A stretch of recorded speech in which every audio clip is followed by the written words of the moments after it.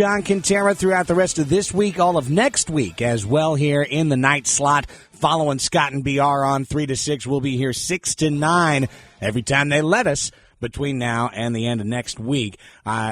Continuing through into hour number 2 of the program, we just spoke with Jason Cole last hour, lead NFL writer for Yahoo Sports. And if you missed that interview, you can again check it out on podcast at themighty1090.com. Right now, we're going to turn our attention to the sport that will be the primary focus of the United States of America in the coming weeks. That is, of course, college basketball. The Mountain West Conference tournament is getting underway shortly in a couple days here from Las Vegas, Nevada. As usual, the Thomas and Mack Center, as always, UNLV gets the built-in home court advantage. SDSU is the 4 seed. They will take on Boise State in the opening round. And right now on the Western Exterminator Hotline, we are pleased to be joined by assistant coach for Aztecs men's basketball, Mark Fisher, making, of course, a repeat appearance to this time slot. But, Mark, I don't always get the chance to chat with you. Craig Elston here, and a real pleasure. Thank you so much for the time. Craig, absolutely my pleasure. Great to talk to you.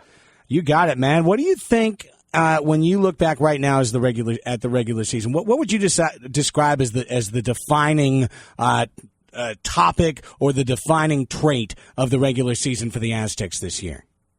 I think that's a great question, and in my opinion, Craig, it's close games.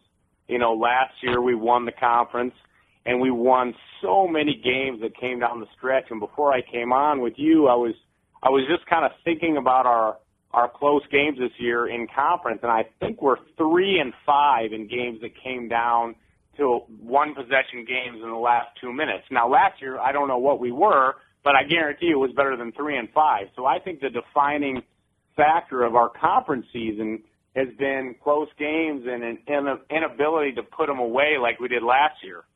Now, as a guy who plays a lot of cards, I know that sometimes you can make the right decision and the luck just goes against you and there's nothing that you can do about that. There's other times where it's your own mistakes that lead to critical losses. Do you think that luck has bounced against the Aztecs, or are you your own worst enemy at times?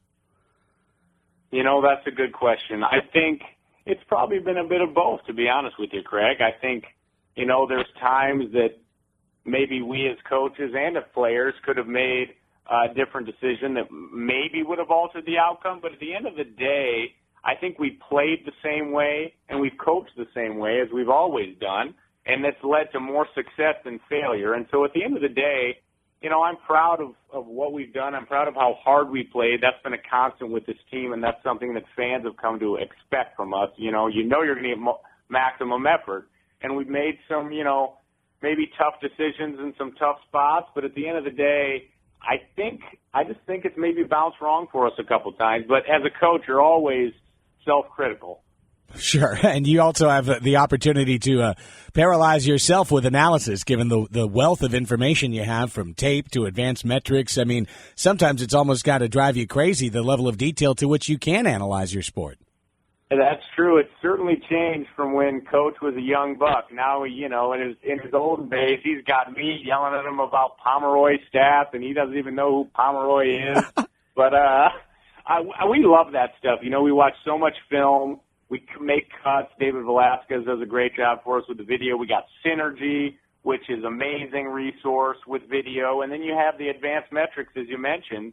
And really, I think, Craig, the key is to not get bogged down in those things. It's to find simple ways to let those things help you and make your team better. And I think we do a pretty good job of that, of managing film. We don't overwhelm our guys, but we cut just enough to where we think we give them a competitive advantage. And then with the advanced numbers, we try to find ways that maybe we're lacking on both sides of the ball and things we can improve, and then also look at opponents and say, this is something they're good at or this is something they're weak at. How can we exploit it?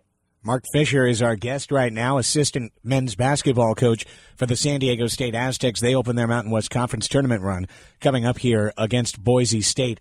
Coach, within the paradigm of college basketball, you've got yourself a fairly veteran team, at least a senior class that has seen really 4 years of tournament action, 4 years of success.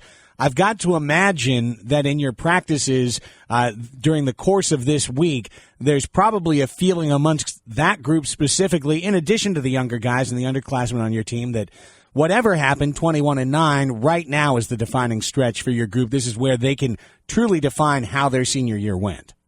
Agreed. I think, I'm not a huge follower of the bracketology and all that stuff, but, I've had a lot of people tell us, well, you're in no matter what, but we don't want to go home on Wednesday of the conference tournament, Craig, and then rely on a room of 12 committee members to put us in the tournament. We want to win another conference championship. Chase Tapley wants a fourth ring for his 4 years here, and it starts tomorrow against a really good Boise team. And, we feel confident that on any given day we can beat any team in this league. And I'm sure there's 6 or 7 of them that feel the same way, but we're one of them. And we think we're talented enough. We're veteran, as you mentioned. We've got guys that have been through the wars. And I think that we've had 2 really good days of practice, a lot of intense focus, great energy, and I'm hopeful that carries over tomorrow. But you're right. This is a new season. The regular season's over. It's postseason, and that's where you make your legacy as a player. Is outside shot making going to be one of the key determining factors here as you go through this 3-game stretch? Will you hope to be a 3-game stretch? Yeah, it is such an important thing, Craig. You're right. I mean, we've been a team that, for whatever reason, we've had trouble making 3-point shots, and I think the numbers bear that out. In games that we've made, even 30% of our threes, we've won the vast majority. In games that we haven't been able to, throw in the ocean from there, we struggled. And you look at our roster and you think guys like James Rayon, Chase Tapley, Jamal Franklin, Xavier Thames, those are pretty good shot makers, and we believe in them. And they've got to keep believing in themselves, and they've got to keep taking the good ones. We can maybe eliminate 1 or 2 here and there that's forced, but for the most part, Craig, I think we've taken shots that are in our wheelhouse, and I just think we got to make them. And if we make threes, it should be a 3-game run for the Aztecs, and if we don't, it'll be tough to win. When you look at your group, if I said that Chase Tapley is your constant and the guy that you're probably the most likely to be able to count on or almost be able to write his production into the box score, who's the guy that's the X factor for you this week that could rise or fall and maybe could be even a guy off the bench, a guy like a Win Shepherd? I don't know who you're going to answer, but who do you think is someone who could be that dynamic game changer for you here? Well, as you said, I think you know what you're going to get for the most part from Chase. Jamal is, sometimes his numbers can fluctuate, but he's going to give you, 15, 16, and 9. J.J. O'Brien's a rock. I think Craig gets Xavier Thames. I think he has the ball in his hands so much. He's a guy that's, battled some injuries.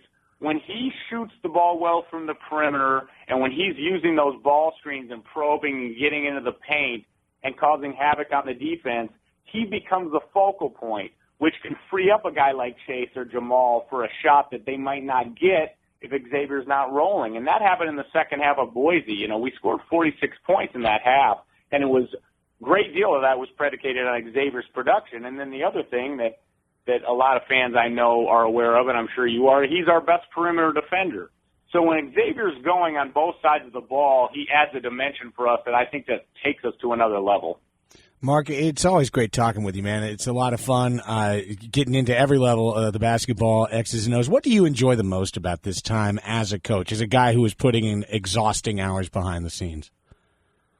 I think as a coach, personally, I just love the strategery of it. What can we do? Ex-President Bush, the strategery?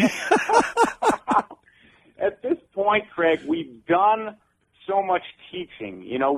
We've tried to teach our guys how we want them to play on both sides of the ball, and it's ingrained into their psyche now. And at this point, as coaches, we're tweaking game plans. What can we do this game against Boise we didn't do? Can we switch more stuff?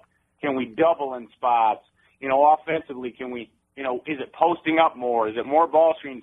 And I think it's those game-by-game tweaks, a subtle shift in a defensive philosophy, maybe a wrinkle to an offensive play that gives you one advantage because, as you know better than most, sometimes it's going to come down to one possession here or there. And that might not necessarily be the last possession, but those little tiny subtle tweaks you make and to have those be successful and to have your guys embrace them and succeed doing them is probably the most rewarding part of the job at this point in the season. You know, it's so true, and I'll just say in closing, to make a cross-sport analogy to the team that I worked for, and we just wrapped up a championship, what made the fourth straight title for the Sockers so rewarding was that their competition was so much tougher this year, and I used to say that the Sockers could get away at times in previous years with ignoring those tiny little things because they were doing the big things just so much better than their opponents. They were just so much faster, stronger, it's more skillful. But when the skill level rises, and you guys know it, I mean, it's so cutthroat in college basketball, obviously, and we were talking about the information that is available, the scouting. I mean, from every aspect, it's so cutthroat. You guys are always looking for those tiny advantages, those tiny edges that can be the difference, can be the determining factor in, heck, a half a point a game that could be the difference, between being a 25-win team or a 19-win team. And it was the Sockers having to focus on the little things when they were tested this year by quality teams that made them raise their level of play to be able to get a four-peat this year. I think it's exciting, and I understand that challenge, and that's what makes it so rewarding when it comes out with a win at the end of the night. Absolutely, and I actually read that article in the paper today, so that was exciting to see. And, great competition raises your level. It should. If you're good at what you do, playing and competing and coaching against very, very good teams and coaches and players should make you better. And if it doesn't, you should probably find another line of work. So, as you said, these little tweaks, they might be a basket a game, but that basket may be the difference between going home on Wednesday or cutting nets down on Saturday, and that's our job.